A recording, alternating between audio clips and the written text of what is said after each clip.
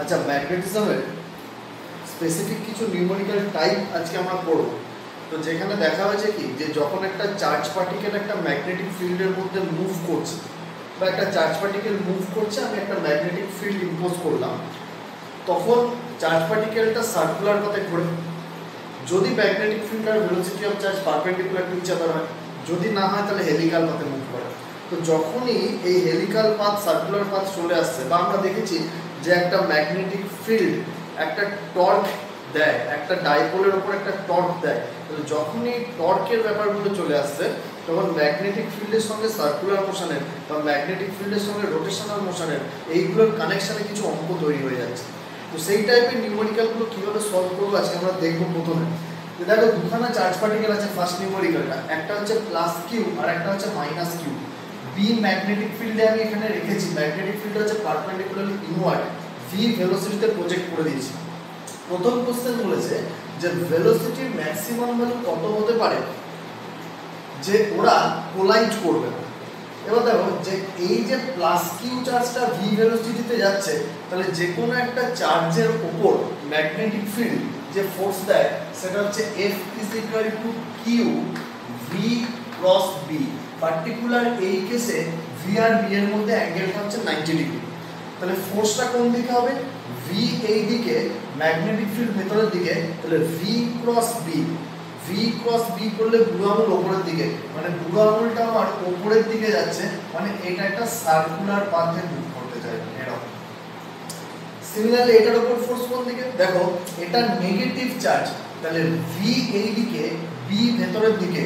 V cross B করলে আমার বুড়ো আঙুলটা আসছে নিচের দিকে, কিন্তু যেহেতু চার্জটা নেগেটিভ তাহলে এই রুল দিয়ে আমি ফোর্সের যে ডিরেকশন পাই সেগুলো সব পজিটিভ চার্জের জন্য।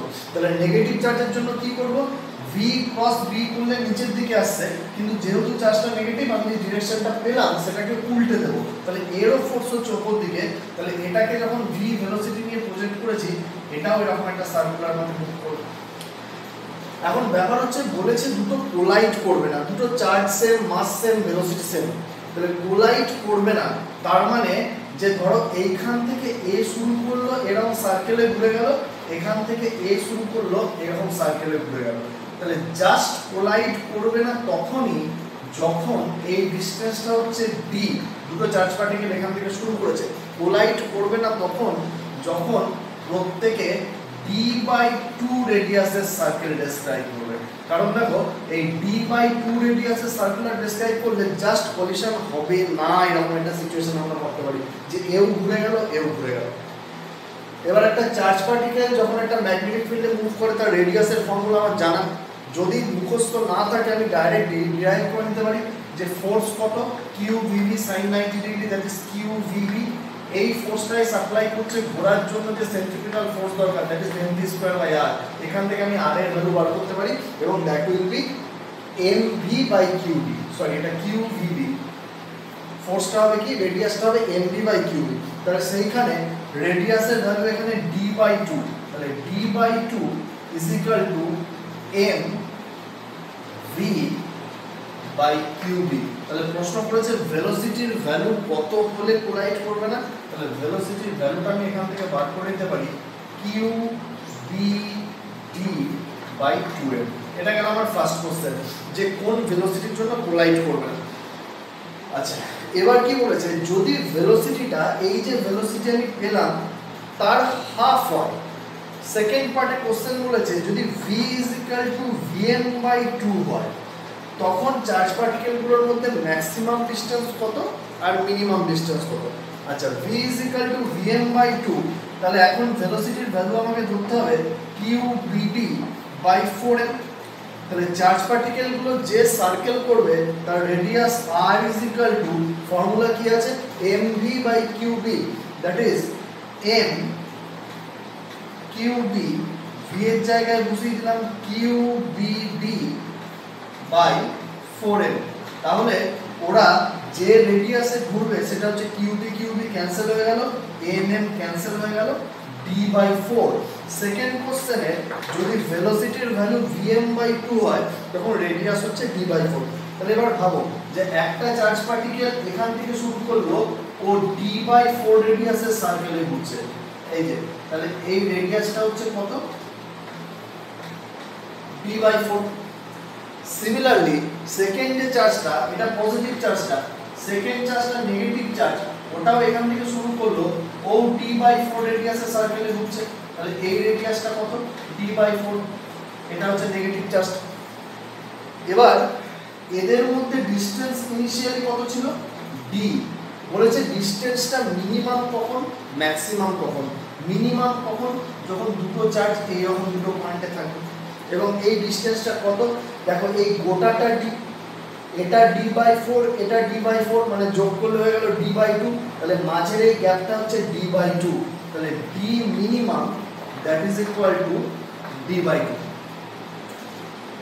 আচ্ছা ম্যাক্সিমাম ডিসটেন্স কত যখন একটা পজিটিভ চার্জটা এখানে রয়েছে নেগেটিভ চার্জটা এখানে রয়েছে, তাহলে এইখান থেকে এইখানে এই ডিসটেন্সটা তো d, এইটা হচ্ছে d/4 আর এটা হচ্ছে আরো d/4, তাহলে এই d/4 এই d/4 অ্যাড হলো, তাহলে এই টোটাল ডিসটেন্সটা d max সেটা হবে d plus d/4 plus d/4 that is 3d/2, এটা হলো ম্যাক্সিমাম ডিসটেন্স।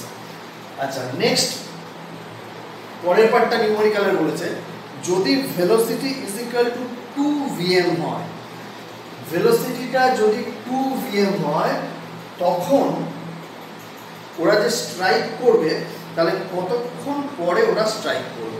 বেশ, তাহলে নেক্সট পার্টটায় আমাকে আরেকটু ডিটেলসে যেতে হবে।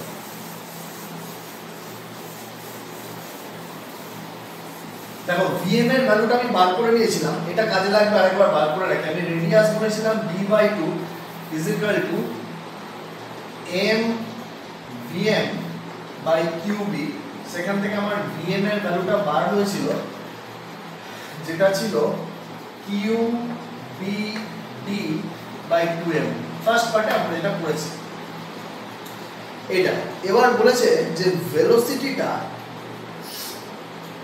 এই ভেলোসিটি ডাবল, তাহলে আমি যে ভেলোসিটি নিয়ে এখন কাজ করব সেটা হচ্ছে qbd বাই m। তাহলে রেডিয়াস কত ব্যবহার করি, তাহলে যে সার্কেলটা ওরা করবে তার রেডিয়াস হবে r is equal to mv by qb, that is m by qb into v, that is qbd by m, তাহলে রেডিয়াস হচ্ছে d this। এবার প্রশ্নটা করেছে যে কখন ওরা কোলাইড করবে, কোলাইড তো করবে অবভিয়াসলি, ছবিটা আমি এখানে আরেকবার আঁকি খুব ভালো করে বোঝো। ধরো এইটা হচ্ছে পজিটিভ চার্জ, এইটা হচ্ছে নেগেটিভ চার্জ, এদের মধ্যে সেপারেশন হচ্ছে d, এবং চার্জ পার্টিকেলগুলো যে সার্কুলার পাথ তৈরি করছে সেই সার্কেলের রেডিয়াসটা হচ্ছে d। তাহলে এ এইরকম একটা সার্কেলে ঘুরবে, ভালো করে আঁকি একটুখানি। ধরো এ এইরকম একটা সার্কেলে ঘুরছে এই চার্জটা,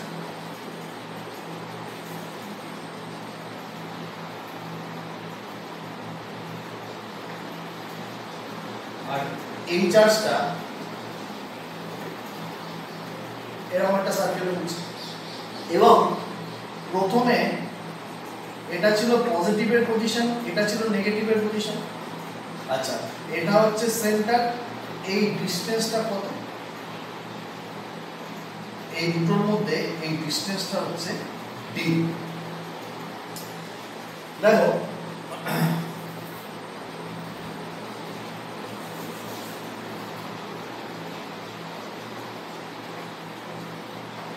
বেশ, ওরা কোলাইড করলো এই পয়েন্টে, তাহলে আমাকে বার করতে হবে এই পয়েন্টে যেতে সময় কত লাগবে।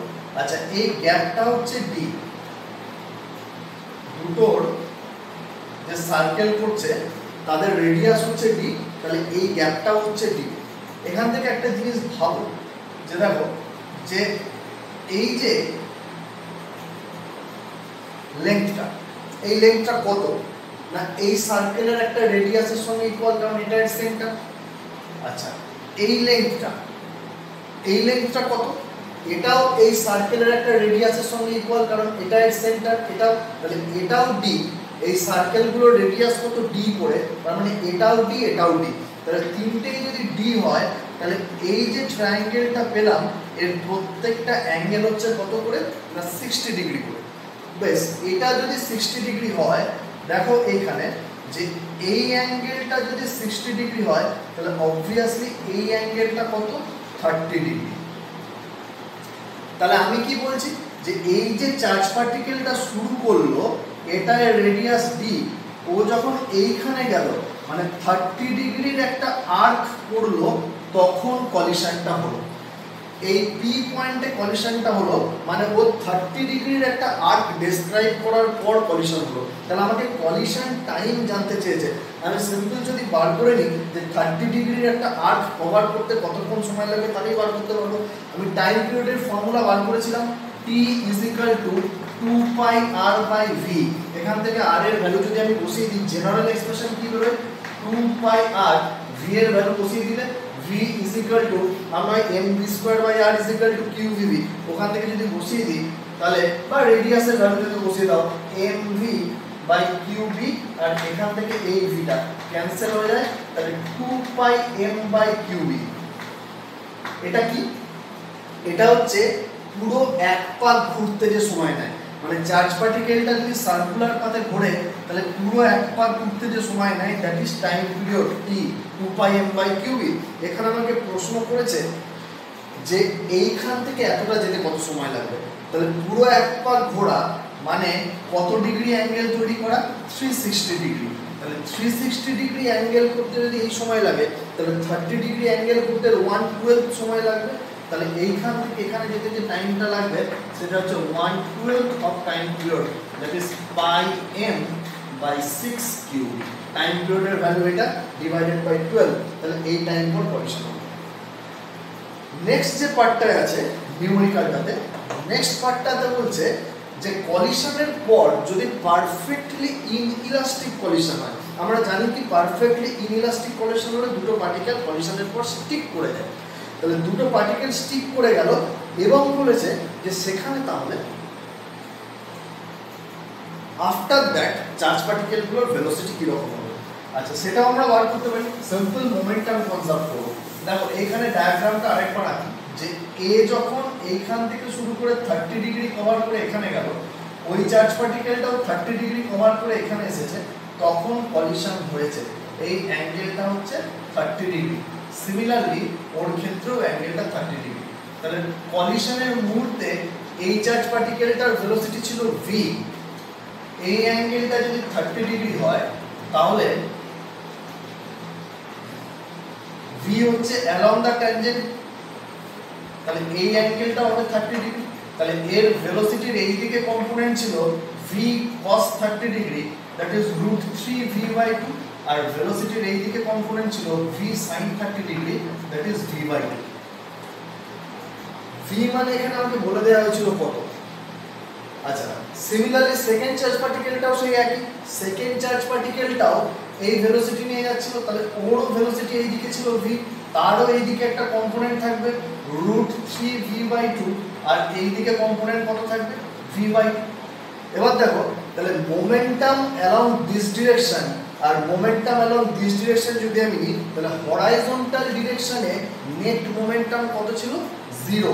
তাহলে মোমেন্টাম ইনিশিয়ালি অ্যালং হরাইজন্টাল কি ছিল আমার 0। তাহলে ফাইনাল মোমেন্টাম অ্যালং হরাইজন্টাল সেটাও কি হবে 0 হবে। বেশ, initial momentum along vertical, vertical ডিরেকশনে ইনিশিয়াল মোমেন্টাম ভার্টিক্যাল ডিরেকশনে কত ছিল m v/2 plus m v/2, that is mv। তাহলে ফাইনাল মোমেন্টাম সেটাও কি হবে ভার্টিক্যাল ডিরেকশনে। দুটো ইনইলাস্টিক কলিশন করেছে, মানে দুটো চার্জ পার্টিকেল কি করেছে জয়েন হয়ে গেছে, কোলাইড করে গেছে এবং স্টিক করে গেছে। তাহলে টোটাল মাস হয়ে গেছে 2m ইনটু u। তাহলে এবার ভেলোসিটি বার করতে বলেছে, তাহলে ভেলোসিটি হবে দুটো মোমেন্টাম ইকুয়াল করে দাও, তাহলে v = 2u বা u = v/2। v মানে কত এখানে 2vm, তাহলে vm।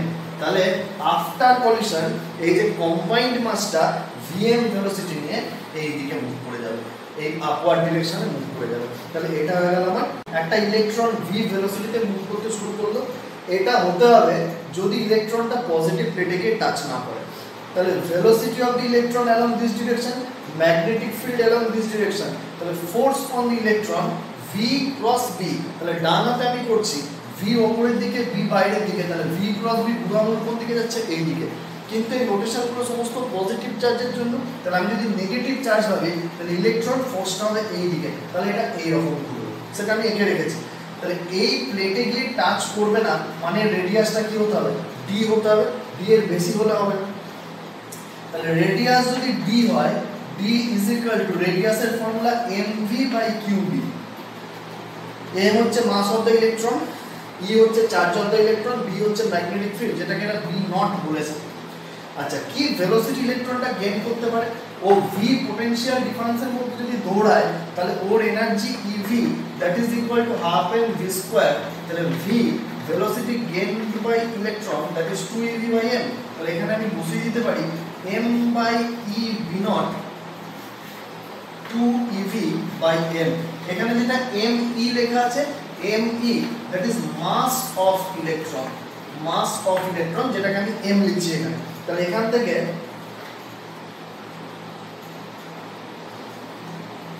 this is 2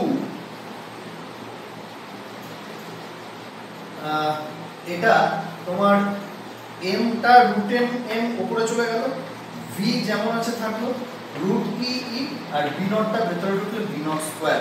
তাহলে এটা হচ্ছে তোমার d এর ভ্যালু। তাহলে d এর ভ্যালু এইটা হলে জাস্ট এই প্লেটে টাচ করে যাচ্ছে, তাহলে টাচ করবে নাকি, তার মানে d greater than 2mv/e v0 এটা হতে হবে। d এর ভ্যালু যেহেতু এটা হয়, এই প্লেটে জাস্ট টাচ করছে, তাহলে বলেছে টাচ করবে না এটা হলে, তাহলে অবভিয়াসলি d গ্রেটার দ্যান। আচ্ছা, এখান থেকে দুটো জিনিস আমি বলি এবার,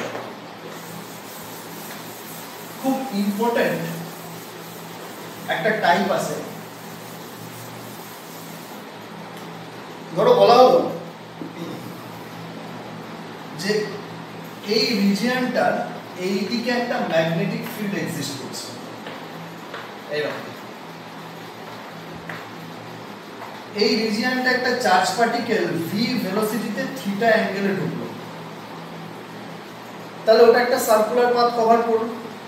যদি পজিটিভ চার্জ হয় প্লাস কিউ, তাহলে ভেলোসিটি হচ্ছে এই দিকে, v এই দিকে ভেলোসিটি হবে, তাহলে v ক্রস b, b ভেতরের দিকে, তাহলে ফোর্সটা কোন দিকে আসছে, এই দিকে। তাহলে এটা এরকম একটা সার্কেল কমপ্লিট করতে থাকবে, এবং করতে করতে যখন এই পয়েন্টে আসবে তখন তো ম্যাগনেটিক ফিল্ড থেকে বেরিয়ে যাবে, তাহলে এই পয়েন্টে ট্যানজেনশিয়ালি ওভার বেরিয়ে যাবে। এবার যদি ম্যাগনেটিক ফিল্ডে ঢোকার সময় ভেলোসিটি v হয়, তাহলে বেরোবার সময় ভেলোসিটি v হবে, কারণ ম্যাগনেটিক ফিল্ড কি করে, যে ফোর্সটা দেয় f, সেটা হচ্ছে q v ক্রস b। এখান থেকে আমরা বলেছি যে v আর f দুটো পারপেন্ডিকুলার টু ইচ আদার, তাহলে ফোর্স যদি ভেলোসিটির সঙ্গে পারপেন্ডিকুলার হয় তাহলে সেই ফোর্স ভেলোসিটির ম্যাগনিটিউডকে চেঞ্জ করতে পারে না, তাহলে ভেলোসিটির ম্যাগনিটিউড v থাকবে।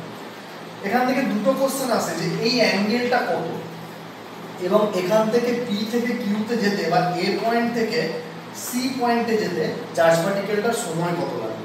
খুব ইজিলি আমরা করতে পারি, দেখো যে এটা তো একটা সার্কেল ফর্ম করছিল, তাহলে সার্কেলের সেন্টারটা আমি ধরলাম এখানে o, তাহলে এইটা সার্কেলের একটা রেডিয়াস r, তাহলে এটাও সার্কেলের একটা রেডিয়াস r হবে।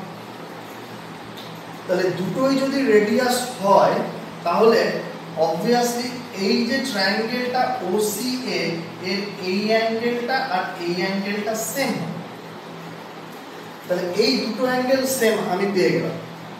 তাহলে এই অ্যাঙ্গেলটা আর এই অ্যাঙ্গেলটা যদি সেম হয়, দেখো এটা হচ্ছে রেডিয়াস আর এটা হচ্ছে ট্যানজেন্ট সার্কেলের, তাহলে এই রেডিয়াস আর ট্যানজেন্টের মধ্যে অ্যাঙ্গেলটা 90 ডিগ্রি। সিমিলারলি এটা হচ্ছে ট্যানজেন্ট আর এটা হচ্ছে রেডিয়াস, তাহলে এই অ্যাঙ্গেলটা 90 ডিগ্রি।